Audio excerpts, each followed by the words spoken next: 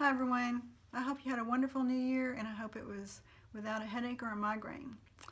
I'm here to kind of update you on my Daith piercing and my migraine headaches. I still think that I've done very well and I think I've had a 95% reduction in the frequency of my migraines. I still have triggers and I still have to be careful because I know what the triggers are, and usually when I wake up with a migraine I start thinking back and realize what I ate. um, I can't eat fresh rolls at all. I mean, if I eat Italian food and I have one breadstick, I will have a headache the next day. Same thing with nitrates. I won't eat a hot dog. I won't even risk it. So I do think it's reduced the triggers somewhat. Like if I have the champagne I had on New Year's Eve, that usually gives me a headache, and it didn't this time. So I do think that it's helping me by 95%. But I wanted to talk about a couple other things that can also cause headaches that you need to be watching for. And one is dehydration. If you've done research, you know that being dehydrated is a huge trigger for migraine headaches. If you exercise, you should really be bumping up your water because exercise can cause dehydration. Some chronic illnesses can cause it, fever, a lot of different things can. So make sure that if you're healthy normally, that your urine is kind of a straw clear color and that you go to the restroom pretty frequently throughout the day. If you start noticing that your urine is an amber color or dark and especially cloudy, then you need to bump up your water. If it's looking cloudy, brown, foul smelling, then you probably have a bladder infection, which there are other signs for that as well. But my point is if you're healthy normally, then it should be a clear straw colored urine. Another way you can test if you're dehydrated is something called checking your skin turgor. This is something that nurses do in the hospital to see if their patients are getting enough fluids. And what it is like usually on the flat part, somewhere like this, or your chest or forehead. I'm not going to do it to my forehead or chest, but if you pull up on the skin, it should pop back like that. It should be elastic enough to pop back like that. If you're dehydrated, you're going to have something called tinting. And when you pull up on your skin, it's going to stay up and go slowly back down. Your skin should be soft and plump and not have any signs of tinting. So that's another thing you can do if you feel like you've been sick and not drinking your fluid, or you've had diarrhea, vomiting, stuff like that. You really need to try to bump up your water.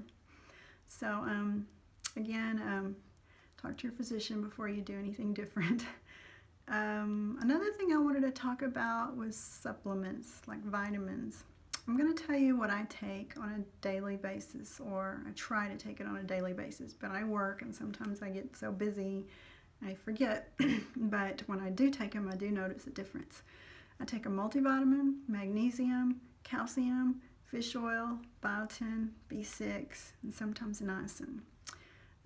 Today I'm going to talk about magnesium. In my next videos, I'll talk a little bit about some of the B vitamins. Magnesium is an element that plays an important role in several of your major organs, including your heart and your kidneys and your muscles and even your bones and teeth. Studies have actually showed that migraine sufferers may have a lower magnesium level than non-migraine sufferers.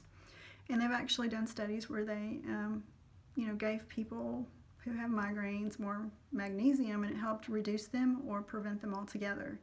So if you have a computer, do your research and read a little bit about it, because I've done a lot of reading and I do think that this is very helpful for migraine sufferers. Magnesium also helps people who have depression and diabetes and sometimes fibromyalgia and other different conditions. But again, I strongly urge, if you have any of that, you should talk to your physician before starting a supplement. Also, if you're healthy, I wouldn't take more than one because it can also affect your gastrointestinal system and can cause diarrhea if you take too much, and then you will be dehydrated. So it may not do that to you, and your doctor may actually suggest you take more than one. I'm just saying be careful and take the recommended dose on the bottle. Other than that, I hope that y'all have had a wonderful, wonderful year so far. I wanted to talk again about more vitamins in other videos, but today was magnesium and water. And magnesium does come in food, and if you eat a great diet and 3 balanced meals a day, you may have plenty of magnesium. But I don't, and I can't eat a lot of foods that have magnesium. Like I can't eat nuts, avocados, soy, bananas. All of those are high in magnesium, but all of those are migraine triggers. So it's just better if I take a magnesium supplement. So anyway, I hope that I was able to help you a little bit about magnesium and dehydration, and I hope that y'all have remained migraine free. Thank you for watching my videos. Thank you for all of your comments, and thanks for sharing your stories with me. I'll talk to you again soon. Bye.